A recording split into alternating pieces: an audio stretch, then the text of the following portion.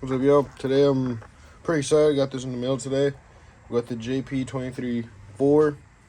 This amp is, in my opinion, one of the best out right now for 4 channels.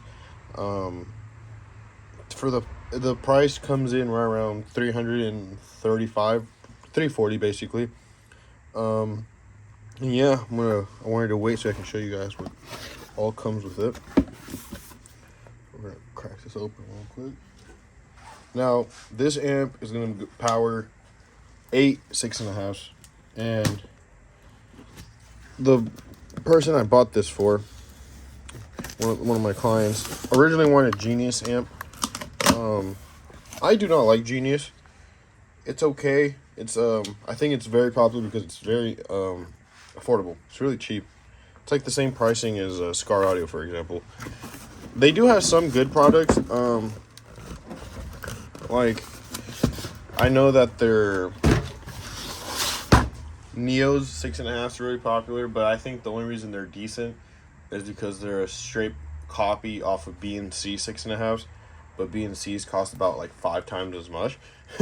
So those I know are decent. I've ran some Genius speakers because I wanted to see what the hype was about, and they're okay. For the price though, the thing with this, the speakers that are actually worth buying from Genius do not seem worth it to me. Because at that price point, there's so many better brands out there that I don't know why you would want to just run what everybody literally has, because it's easy to get.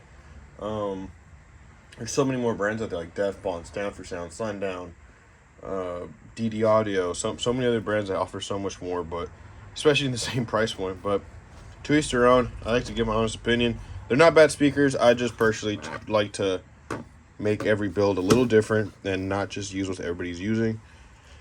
So here's some of the stats, and if you know these amps, you know that they're underrated. So we got 4 ohms, we got 234 watts per channel, and then 2 ohms, we have a whopping 334 times 4. Now, I unfortunately don't have an amp dyno. Like and follow, because I'm working on getting one. They're just a little expensive. But if you watch there's a guy that does amp dyno videos. He's really good at what he does. And what I like about Down4sound, they actually just post what they're actually rated for. And this amp does about 400 watts at 2 ohms. And then what it rates it for 2 ohms basically does it at 4 ohms. It puts out an insane amount of power. And it's Class D. I always try to use Class D just because I feel like the quality is there and I like the size difference. Nothing wrong with AB. But straight out the box, you got 2 little Allen wrenches. It's always nice for them to include. We got owner's manual. Yeah, same thing that was in the box. What I do like is that they give you a specific one for this amplifier. It's not just a universal one like how we've seen from Scar.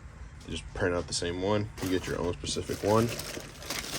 And then let's take this out of the box. So you have a nice black old school finish with the machine Down4sound and JP23.4. We have 4 gauge inputs, which I'd run either 100% OFC. I like to use Scar High OFC because it's a little oversized, so you can still get away with it. Sky High OFC, you can't really beat it. I do have Down4sound. Actually, I'll show you guys. I have samples over here. One second. So what I'm going to compare for you guys is cheap, good, and then best. Right off the bat, this is Scar Audio 4 gauge CCA. You guys can see that. CCA, so copper clad aluminum. And then this is Down4sound, oxygen free. It's already thicker, and this is OFC, so you guys can kind of see the difference right there. And then this is Sky High. Sky High, insulation wise, it's the same size, but it has more wire inside, so the insulation is just a little thinner. But obviously cheap cheapest would be Scar. You can buy a whole kit for 30 bucks with RCA's. I actually have one of the kits in stock right now. I already opened this one up because I had to steal some parts out of it, but I kept the rest. 4 gauge, 1200 watts power rating. Comes with everything you need, even speaker wire, and it's kind of crazy. So the price point, it's kind of insane, but this is 30 bucks, so you know, cheap. And then this, you buy it by the foot or the roll off of Down4sound. I use this. What did I use this in? I use this in a single cab, but really good wire, honestly. And then Sky High, the oversized 4 gauge. This you can't really beat, but it definitely is the most expensive. It does come out to like, I think the kit's like, I don't remember. It was like $100 though. It's expensive, but it's definitely worth it. And then let's get back to the amp. Power, protect, clipping point. You get your speaker inputs. Looks about 12 gauge. Yeah, you can fit a good 12 gauge in there, which is always good. Maybe a little larger. We'll get to that in a bit. This is the fun part. So channel 1, 2, 3, and 4, and then you have your high HPF, high pass filter, low pass filter, on or off. What are your settings?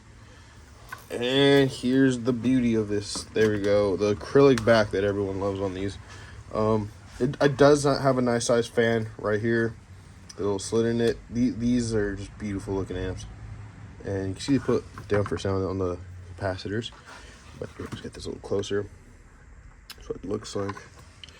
And this amp, in my opinion, I personally run a Bonds Apocalypse 300.4, and the reason I do that is because it's more compact. My amp's probably about yay big compared to this, and I do have a single cab, so space management's really important to me.